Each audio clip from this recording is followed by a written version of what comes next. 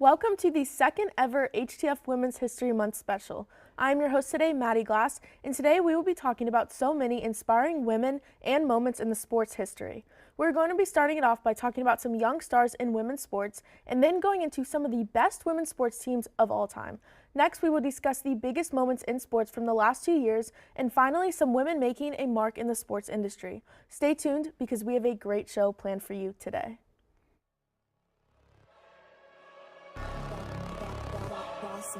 Things gon' change when I really hit the field. Undefeated chance, man, you know what's the deal.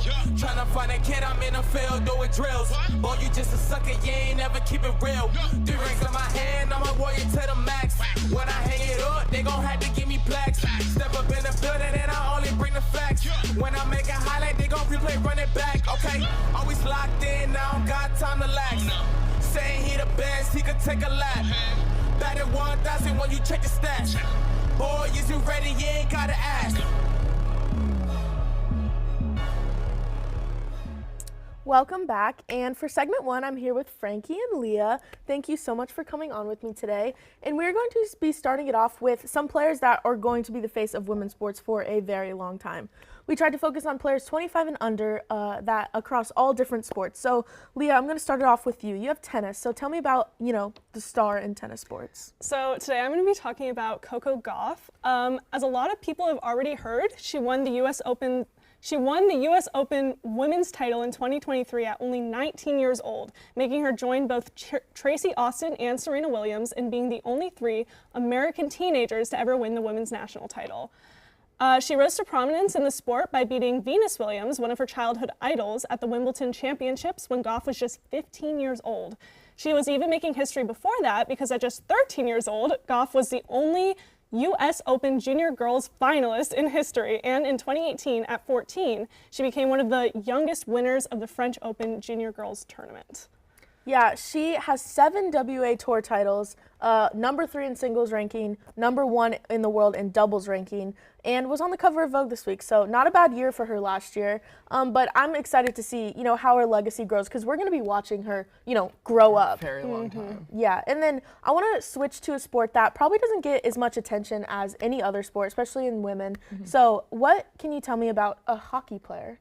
Yeah, so I'm excited to talk about a women hockey player. The hockey player that I chose is Abby Rock. She currently plays for the PWHL New York. She started her career at Wisconsin playing D1 hockey.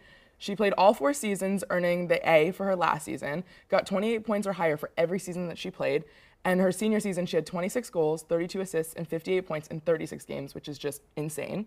She's currently in the PWHL. She's played all 15 games, currently has 10 points with 3 goals and 7 assists, and made history in a kind of unusual way by getting the first ever major penalty for the PWHL. I think it's important to note that she was the first Indigenous player to play for Team USA for women's hockey at the Olympics, which is just making history in many ways. Because, you think of the Olympics, you don't think of women's hockey. Nobody does. Yeah, I might, yeah. but nobody else really does. So I think it's awesome that she's setting history in many different ways. She also got awarded the 2020 Bob Allen Women's Hockey Player of the Year, which is just awesome. And I think she's an incredible player, and I think we'll see her for a really long time, especially in this new league. So she plays in the Professional Women's Hockey League. Can you tell me more about that league and what it's doing for women in pro hockey? Yeah, so the PWHL is a really awesome league, and I think it's just setting history. It's breaking record after record. The first game was Toronto versus New York, and it generated a combined average audience of 879,000 viewers in Canada on New Year's Day. And it broke viewing records for all sports games and all entertainment programs, which is insane. They broke attendance records in Scotiabank Arena. This is where the Toronto Maple Leafs play. They got 19,285 fans to come watch a women's professional hockey game. That's awesome. I think that's awesome, and I think it'll just continue to be this prominent league, and I think it should get more views. Yeah, I think it's similar to another sport, volleyball kind of rose up. Yep. I think hockey can maybe do the same thing, and hopefully in the United States we see more women hockey players. But Absolutely. We're going to shift it over to gymnastics, and I decided to go with Suni Lee. She's a 20-year-old gymnast who has already won a gold medal, a silver medal, and a bronze medal in the Olympics. She was in the Olympics in 2020 and won gold in all-around, silver as a team, and bronze in uneven bars. She only competed in 2 college seasons at Auburn because she wanted to focus on training for the next Olympics, which is this summer. But while at Auburn, she actually had a perfect score of 10 5 times on beam alone. So she has just been incredible in her young career. She has had challenges in the last year, but I think we're all excited to see her in the Olympics, and gymnastics is something that I look forward to in the Olympics every year. I think ever since I was a kid, it was something I was like, okay, I'm gonna, stay up and watch gymnastics. So I think that is, she's the future of Team USA gymnastics, and hopefully she does well at the Olympics. And then I want to shift it over to another player who actually did some good for Team USA last night. Tell me about a young soccer player. Yeah, so I'm going to be talking about Sophia Smith, who actually scored a goal last night in the game against USA and Canada. She's a 23-year-old American professional soccer player who plays a forward for Portland Thorns in the National Women's Soccer League, and she also plays for the United States national team. She played collegiate soccer for Stanford University and was the #1 overall pick in the 2020 NWSL college draft. During her freshman season at Stanford in 2018, she scored 7 goals and recorded 2 assists in 13 appearances. She led the Pac-12 conference with 3 game-winning goals. She was voted the most valuable player for the Women's Soccer League and U.S. Soccer Female Player of the Year. In 2020, she earned her first national cap in the game against the Netherlands, becoming the first player born in the 2000s to compete for the senior national team.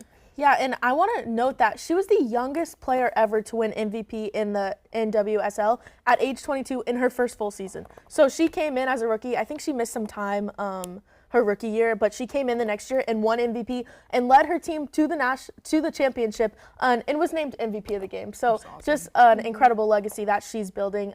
She scored actually 15 goals already for U.S. women's national team and has just been, somebody that we're going to be watching for a long time, the next face of Team USA soccer. Absolutely. But transitioning into somebody who's from down under, tell me about a young swimmer that's really making her mark. So Kayla McEwen is an Olympic swimmer from Australia.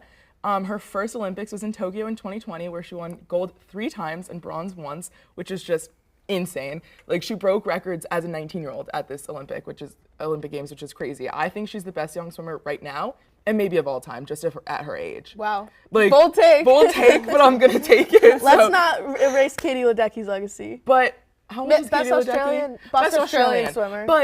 But she's so young, Kayla She McEwen. is. She has so long to go. And she's broken records at the Olympics. She broke the Olympic record out of prelims at 57.88 for her 100 back. At the 2021 Australian Olympic trials, she broke the record that Regan Smith held of 57.57 for the 100 backstroke at the 2021 Australian Olympic trials. And then at the 2022 Commonwealth Games, she broke Kylie Massey's record of 58.63 to take gold. At the 200 back. She's setting records and she's breaking records, and I just think she's an amazing swimmer, and I think we'll see her for a long time. I'm pretty sure she'll compete in the next Olympics. Yes, definitely. I just think she's setting records, and she's someone that young swimmers can look up to at her young age, because she's representing Australia, so she has people in Australia looking at her, and she has young girls looking at her, and I just think she's an awesome athlete. In 2023, she broke 3 world records Right. at age 22. So just building an incredible legacy. And then moving on to, we saved probably the best for last. There are so many things to say about Caitlin Clark. I'm just going to start with the fact that she has changed women's basketball. Ratings are higher than they've ever been. Just this last weekend, her game on Fox against Ohio State had 4.4 million viewers, the highest in a women's game since 1999. Iowa has sold out every single crowd in every single home game, and the Big Ten tournament is also sold out for the first time in history. I think she has brought attention to the sport that hasn't been seen before. She declared for the WNBA draft last week, and the Indiana Fever, who hold the #1 picks, season ticket prices have doubled. This week, she passed Pete Maravich to set the all-time scoring record in all of NCAA basketball, men's and women's. She's averaging 32 points per game on just incredible efficiency.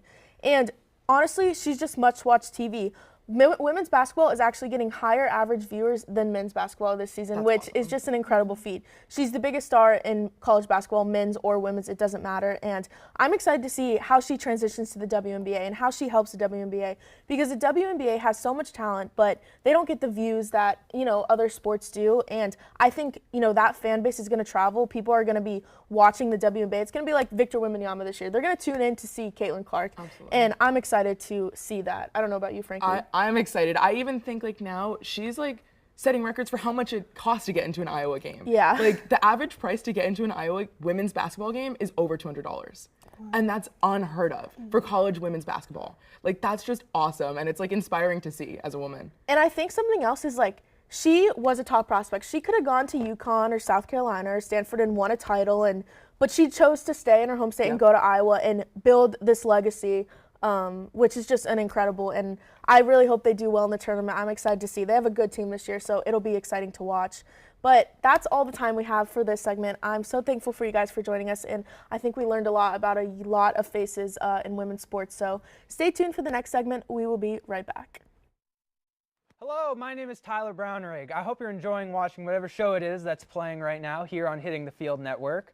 And if you're interested in more of our shows or want to know more about the one you're currently watching, don't worry, I'm here to tell you. Our week starts off on Mondays with HTF Bets, hosted by the Betts Boys, Andrew Montana, Ezra Hines, and Giovanni St. Cyrin. You can catch that show live Mondays at noon for all things betting in sport. I highly recommend it. And then you can follow it off on Tuesday with The Combine, hosted by the illustrious Ty Patton. If you're in for a more laid-back, kind of podcast-style show, a lot more casual, that is definitely the show for you. Maybe you'll catch some Ty Squared action with me on there. Wednesdays, every week, you'll be able to catch the vlog, learn about what's going on behind the scenes here in the studio at Hitting the Field, get to know more about us, especially the people behind the camera, who they are and what we do to make these shows every week. And on Thursdays, live at noon, you can watch the main show with me as your host every Thursday, where we'll be covering all of the major storylines for any sport, be it football, basketball, hockey, soccer, you name it, we'll be talking about it on the main show.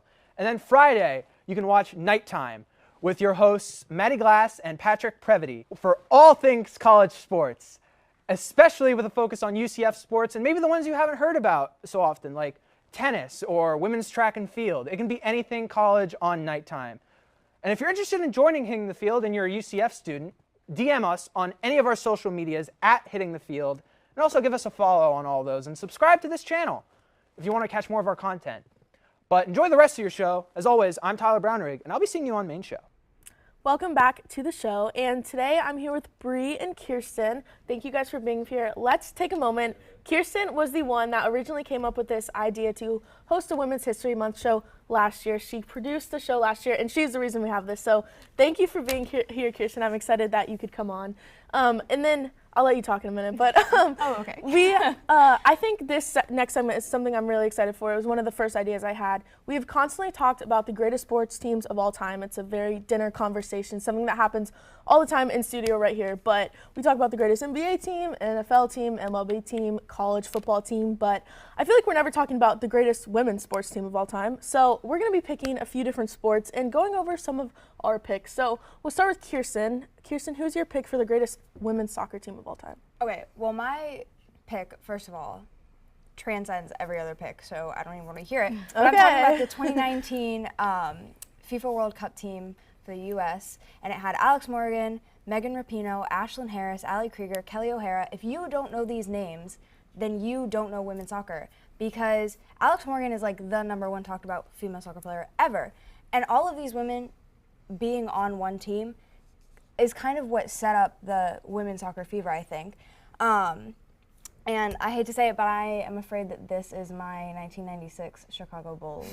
Because it's just like, it's all of the greats in one place, right? So of course they're gonna get a lot of attention on it. But then they did something really great, right? Because so all 23 of the players on the team were in the National Women's Soccer League, and all of the teams except one, the Houston Dash, were represented. So, you know, it was kind of like a mashup. They all came together and they ended up winning like the title. They beat the Netherlands 2-0.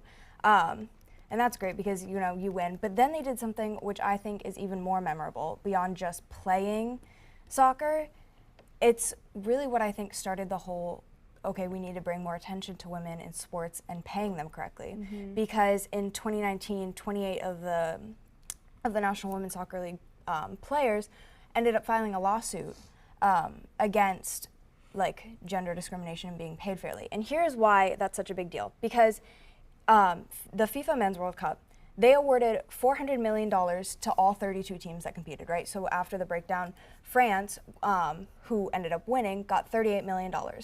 Now, in comparison, FIFA awarded the Women's FIFA World Cup, all 24 teams, $30 million. So France's take home was more than all of the women's teams had to split, right? And so looking at it, if you break down the numbers, the U.S. men's team was making more, but the U.S. men's team wasn't winning. Yeah. The only time that the U.S. men's team has made it to the top 3 was 1930. They haven't come close since then. Since 1991, well, up to 2019, since 1991, the U.S. women's national team had won the title, the whole thing. They took home the whole thing 4 times. So they were like, why play better if not get paid better? So they ended up bringing it to court and they settled it. And then it didn't stop there, because in 2021, Senator Joe Manchin reintroduced the give our athletes level salaries, and they said, hey, if you don't pay the players what they're worth, we're gonna cut funding for your 2026 FIFA World Cup that's in the US. So it was like a huge deal. And now looking at it, the National Women's Soccer League just signed one of the biggest media rights deals forever Which for next we will year. get to in a few segments. But I mean, I really think that this team they're great because they played great, they communicated great. If you watch them on the field, they're electric, they're ecstatic. I loved watching some of their recaps.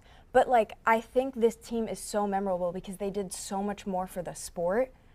And when you look back at it, this is the team that's kind of going to change history. Their impact off the pitch changed everything for women's soccer. And now, like you said, there's a national women's soccer fever. It's one of the biggest women's sports in the world. So I'm excited to see that. I agree. They were just dominant as well. The talent was there, but also the off-court impact was notable and, changed the legacy forever. Because 90% of sports is what happens off the field anyways. So I think it's so important to talk about the fact that they actually brought so much more money into the sport that is now The impact they've made. and to the National Women's Soccer League is expanding next year. Yeah, And yeah. I feel like it all starts here. Yep. Yeah, definitely. And that was great. Thank you for all that information. Moving on to another sport that I kind of skyrocketed attention and interest in the sport. The Final Five women's gymnastics team. Yes, the 2016 women's gymnastics team in Rio was Simone Biles, Aly Raisman, Lori Hernandez, Gabby Douglas, and Madison Cosin, sorry. And so they were just huge when it comes to gymnastics. I personally don't keep up on gymnastics, but their impact on my life in sports is just insane. When you think of gymnastics, you think of these ladies. Their impact is insane. Simone Biles, she was only 19 years old when she went to this Olympics. It was her first one. She won 4 gold medals, including individual all-around, vault, floor, and team. Aly Raisman, she kind of was focused more on the balance beam, floor exercise, and she had 2 silver medals, 1 in individual and 1 on the floor.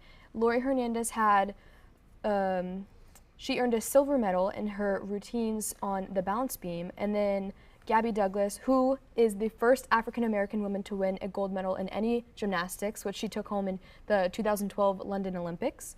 She has 3-time gold medal winner, and she has titles from team, all-around Olympic titles. She's just, Gabby Douglas, she is that girl. She is that girl when you think of gymnastics. So she is just an icon. And Madison, she took home, she's a bar specialist, so her technique really helped the team immensely, and she won a silver medal in the event. And these girls just, they mean so much to gymnastics because people don't really keep up with the sport, especially it being a very dominated women's sport. But it really, 2016 changed the game for gymnastics. People keep up, people know what's going on. College gymnastics is huge nowadays because people care. People want to watch this women's sport. And I think that is so special. And not only are they just amazing athletes, they're also advocates for doing better, for better quality gymnastics, better coaching, impact off the court. And it's just amazing to see these women having the impact on so many little girls' lives too. So many people did gymnastics. And I it's just agree. Cool to see. And I think what's notable is, everyone on this team made at least one event final. Yes. They won 9 of 11 possible medals. they were 9 out of 10 spots in the finals. And I think the year before in the 2012 Olympics, the Fab Five, that was like the team that I knew with Michaela Maroney and, Allie Raisman again and Gabby Douglas. So they just continued it. And it's actually called the Final Five because it's the last year that women's gymnastics had 5 gymnasts going to the event. But I agree, they just changed gymnastics. But we're going to move it on to a WNBA team that a lot of people probably have not heard of. The 1998 Comets, and it's really the 1997 to 2000 Houston Comets. They were part of the founding WNBA teams, and they actually do not exist anymore for pretty sad reasons, but they were the first ever WNBA dynasty. They were formed in 1997 and actually won the first 4 championships of the league's existence. They were led by the first MVP ever in Basketball Hall of Famer, Cynthia Cooper, and their big 3, Cynthia Cooper, Cheryl Swoops, and Tina Thompson, just dominated. They won their 3rd straight title actually after their teammate died of cancer in 1999. So they were just one of the best iterations of women's basketball ever. They had a 27-3 record, the highest winning percentage in WNBA history, and first in offensive rating and defensive rating. Just dominant and a huge part of basketball history that I feel like a lot of people do not know about. They actually disbanded in 2018 after they could not find new ownership for the team. And it's sad because, the historic run that they started with, they had 4 titles. Yeah. You don't see that. Only 2 other WNBA organizations have that many. So just a dominant organization. And, hopefully one day we'll get the Comets back. But that's all the time we have for this segment. Thank you, girls, for joining us. And stay tuned for another interesting moments in sports for the next segment. Jack, buddy, why are you here?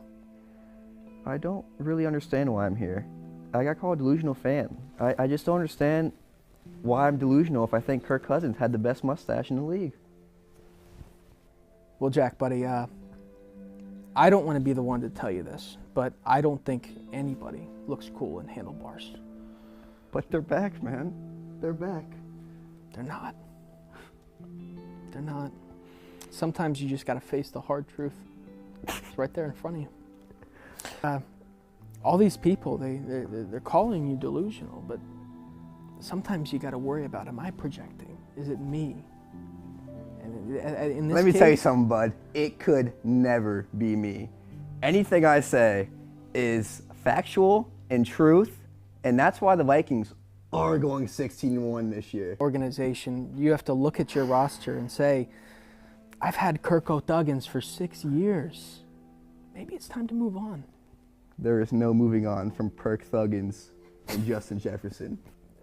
Do you think that maybe this all started just because of a little disappointment? Nothing has started. This is how I live, and I am not delusional. I'm a prophet. Welcome back to the show, and we're getting into some of the biggest moments in sports in the last 2 years, and I'm here with Anya and Raina. Thank you guys for joining us. Really exciting times. I'm going to start off with Raina. The NWSL agreed to a media rights deal, a historic one. Tell me about it a little bit. Well, first of all, it's a pleasure to be back here at Yes. Field. It's always a fun time. So I'm going to talk about, as a journalism student, I'm really proud to announce that this NWSL deal was signed for $240 million. Now, this is the biggest deal in history. It's signed with companies like CBS, ESPN, Amazon, and Scripps, which obviously wanted to take a part of the big feat that is women's soccer. So this opens the floodgates to a lot of other media companies that want to take part in women's soccer because it's such a huge deal for women. No, 100%. Definitely. And this was actually 40 times more than the previous agreement they had. Oh, so yeah. they, in the previous years, they had a 3-year, $4.5 million deal. And I think this is the largest ever TV deal for women's sports. And media deals are so important for the league because it allows them to increase the players and, like Kirsten mentioned, expand and, just pay the players what they deserve. So I think it's just a historic number, and I'm excited to see if other sports follow and how that ends up for them. But there's going to be games on CBS, ESPN, Amazon, and Scripps Sports. So it's really exciting, and I think it'll lead to just greater things for the league. But I hope so, yeah, definitely. And then another breaking records last year. Tell me about Nebraska volleyball, who we've talked about before, but give us the rundown. So a quick recap. Nebraska versus Omaha, the women's volleyball game, back in August of 2023. It broke both international and national records. here in the United States. So they broke the previous world record from the Champions League match between FC Barcelona and Wolfsburg back in 2022, which had 91,648 attendance. Nebraska had over 92,000. They had so many attendance that they had to play in the football stadium, which a lot of the volleyball players actually talked about in interviews after the game, talking about how they got to walk through the tunnel similar to how the football players did. And It's very cool. They felt seen as a sport, which is so important in women's sports, especially with volleyball, with how it's growing in popularity. It's incredible to see. It is, and I think like a direct component of that afterwards was the Pro Volleyball Federation being formed. Nebraska actually has a team, the Omaha Supernovas. So, and I know they're getting great attendance records. And, Nebraska is getting, that volleyball game got more attendance records than their football games. Easy. Oh, yeah. So we'll transition it into another team who won back-to-back titles. The Las Vegas Aces got their second title in a row in October, the WNBA title, after sweeping the New York Liberty and only using one game in the entire players. And I know I just talked about a previous WNBA dynasty, but these teams are a dynasty in the making. They have so much talent and they fit so well together. They went 34-6 this past season, tried to break the record of the Houston Comets, but couldn't do it. They had the best offensive and defensive rating. Aja Wilson won Defensive Player of the Year and Finals MVP. They had 3 players make all WNBA teams. 3 of their starters made the 4 All-Stars. So just another team that's making history that, everyone should be watching. And I think, again, like we mentioned before with Caitlin Clark moving to the WNBA, it's just there's going to be so much attention on the WNBA this year. And this team is one of the most entertaining and exciting teams you can watch.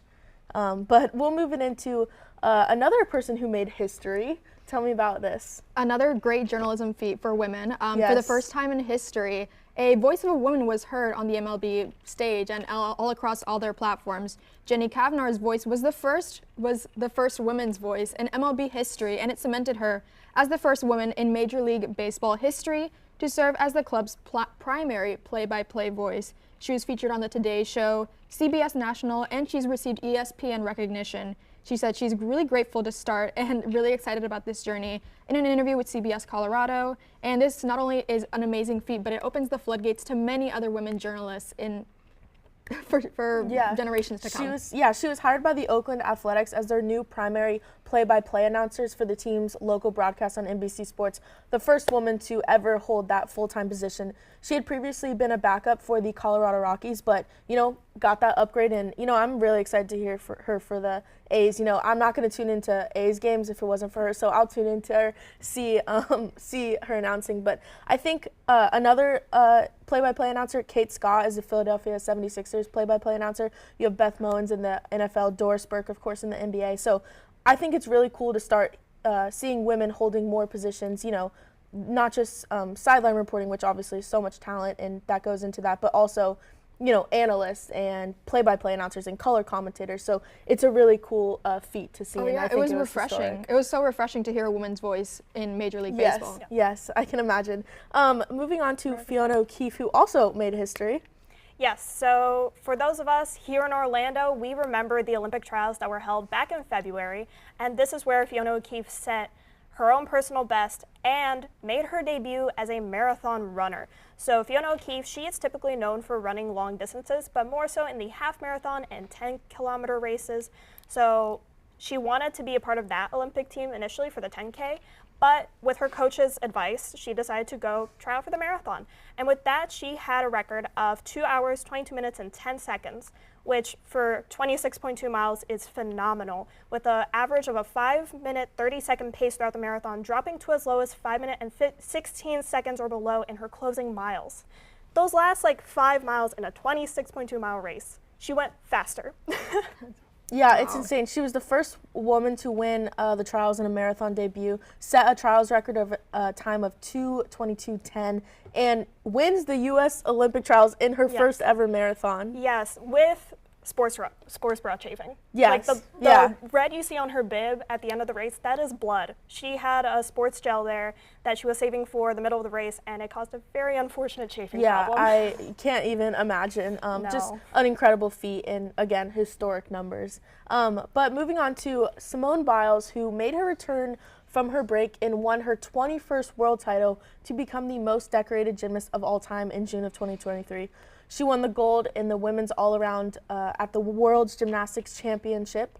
Officially has 33 medals from World Championships and the Olympics, and another perfect example of we are watching the greatest of all time in the flesh. You know, she's already 26 and already has 33 medals and 5 moves named after her in the international rule book, which is just shows how innovative she is in just doing stuff that nobody has ever done. I'm so ready to see her back in the Olympics this year in Paris, and I think she can add on to that incredible legacy. I agree. I can't wait to see her on the big stage. She is another definition of that girl, honestly. Yes. And she brings it both physically and mentally, especially with what we saw about her taking control of her mental health. Yes. Oh, yeah. During the previous Olympics. Yeah, I'm excited. This women's national team this year for gymnastics is going to be really fun to watch. But thank you guys so much for joining me for this segment. We have one more segment for you, so we'll be right back. So, Tyler Brownrigg. It says in my notes you're an Oklahoma fan. That is correct. So, let me ask you, bud. Is Texas back? All right, I put on a brave face a lot, but this year, I'm really scared that they are, man. Okay, they just beat Alabama. They're gonna be top 4 in the rankings. And last year, they beat us 48-0. Yeah. It was humiliating. We're the Oklahoma Sooners. We were the best ever. We were talk of the town. We had Baker, Kyler, and Jalen 3 years in a row. And now, are we good? I don't know. We haven't won a national title since 2000. We're number 18, I think, and nothing matters, dude. Sometimes we build up these walls thinking they're impenetrable. But sometimes you have to knock these walls down to build up bigger and stronger ones. And you got to be tough through that. It's hard being an Oklahoma fan at this time, but grass is always going to be greener on the other side of the hill, buddy. Is it? I cannot live through a Texas national championship. I can't. I'll never recover. You want to talk about Lincoln Riley? What'd you just say to me? I just want to know if you want to talk about Lincoln Riley. You listen here, you court-ordered quack! Welcome back, and I'm joined by Frankie again and Jenna making her return to a Hitting the Field special. So thank you guys for being here, and we're going to get started with women that are making a mark in the sports industry, whatever roles or jobs they have. So I'll start with you, Jenna. Who is somebody that really inspired you? Well, I may be a little biased because I'm a journalist too, but I really want to highlight sports reporter Erin Andrews. She is the MVP of sports reporting. Not only did she go into the male-dominated field of journalism, but she went with sports reporting, which is a bold move to say the least. I remember reading in an article way back that she knew exactly what she wanted from a young age. She watched a sports broadcast with her dad and was just like, I wanted to do that. And so she set her mind to it. She had a dream and she chased it. And I think it's so inspiring for girls everywhere, not just journalists. It's just so inspiring to see that if you have a dream, you should chase it. If you have a goal, you can just set your mind to it and you can do it. I really love her. I think that her story really resonated with me as a journalist, and I really hope that one day another girl can be inspired by her as well. Yeah, I think she has really, set the table on modern sideline reporting and everything she's transitioned to, being on talk shows, and I think she has a podcast. So I think when you think of watching football games growing up, you're like, oh, Erin Andrews is sidelining. I think it's, a really common thing that we've all seen. And then I guess we'll just move into you. Tell me about a woman that has caught your eye in the sports industry. Yeah, so the woman that I chose was Lindsay Shanzier. She's an NBC Sports senior producer. She made history as the first woman to produce the Kentucky Derby, which I think is just incredible. Because you think about the Kentucky Derby, all that comes to mind when you think about women is that they get to wear fancy hats, and that's just not right. Like, that's not okay that, like, all you think about is, oh, wow, like, this wife gets to wear, like, a hat. Like, I just think it's awesome that she's making history as, like, going to Kentucky, a state that doesn't really respect women too, and she's making history as this producer. And she's producing this huge, huge program. Because, I mean, everybody knows the Kentucky Derby. It's not a huge, obviously horse racing isn't a huge sport, but everybody knows what the Kentucky Derby is. So I think she's killing it. She was a runner for NBC during high school and college, so she got her start there. So she had a foot in the door, and she was able to make her mark. Right out of college, she got a job at NBC as their Olympics division, where she served as a production assistant. And then just 3 short years later, she made the jump to senior producer, which I think that's super inspiring, especially to the women in this program. I mean, that's something that we can all strive to do. And I think she's setting a great mark for everybody, even in the Nicholson School. I mean, I think it's just incredible what she's doing. And being the first woman to produce the Kentucky Derby is crazy, because there's been 148 Kentucky Derbies. Yeah, that's... And there's never been a single woman producer until now. Like, that's bonkers. And I just think, it's bonkers. And I just think it's awesome that she's making her mark in that way. And I hope to see many more women produce this program. Yeah, definitely. I mean, I'm so proud of her for never backing down, because in this industry, it's really easy to get intimidated by other male producers. And Absolutely. For her to be the first one to do it, it's incredible and inspiring. Hopefully others can follow in her footsteps. In almost 150 years. Yeah, like, when you insane. put it into perspective, it's crazy. I also think it's really cool how she's been with NBC Sports her entire career, and she's worked her way up to that point where she gets to do something like that in a short time period. She even said, she was like, look, it was never my goal to do the Kentucky Derby, but once the opportunity came up, I wasn't going to turn it down. And now she's made a name for herself, and it's awesome. It is. And I'm going to talk about somebody on the executive side, Catherine Raish. She is actually the Assistant General Manager and VP of Football Operations for the Cleveland Browns. She's the highest ranked female football executive in the NFL, and, is changing the game for everyone. She is a former lawyer who began working in sports over 7 years ago, starting with the CFL, XFL, and now the NFL. She actually was the director of football operations for Tampa's XFL team, and then made her way up to becoming the vice president of football operations for the Philadelphia Eagles. So she was hired by the Browns in May of 2022 and is obviously still there. And I think a lot of people feel like the first female general manager is coming soon to the NFL, and she's a prime candidate to get that opportunity. Of the 4 major sports, NFL, MLB, NBA, and NHL, Kim Ng has been the only female general manager ever, where she worked for the Miami Marlins for 3 years. I think it's really important to get women in these managerial positions, because many of them are just as qualified.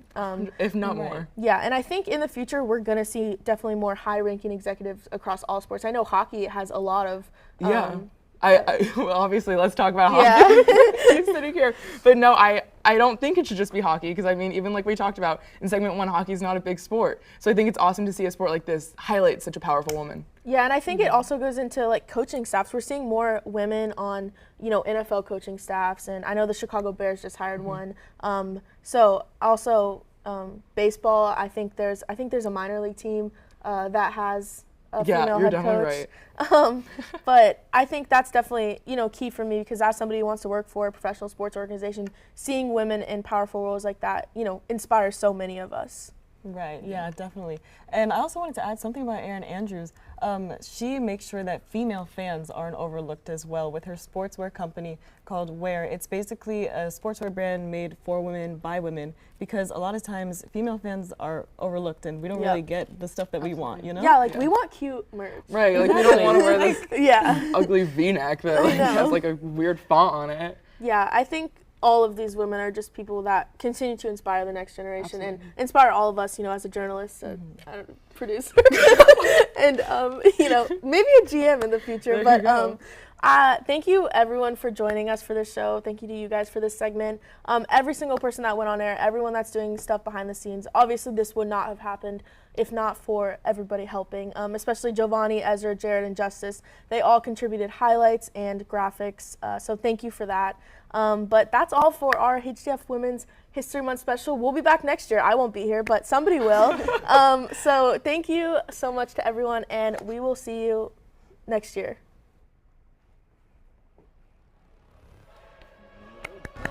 You killed it. Things gon' change when I really hit the field. Undefeated champs, man, you know what's the deal. Tryna find a kid, I'm in the field doing drills. Boy, you just a sucker, you ain't never keep it real. 3 rings in my hand, I'm a warrior to the max. When I hang it up, they gon' have to give me plaques. Step up in the building and I only bring the facts. When I make a highlight, they gon' replay, run it back, okay? Always locked in, I don't got time to lax. Saying he the best, he could take a lap. Batted 1,000 when you check the stats. Boy, is you ready? You ain't gotta ask.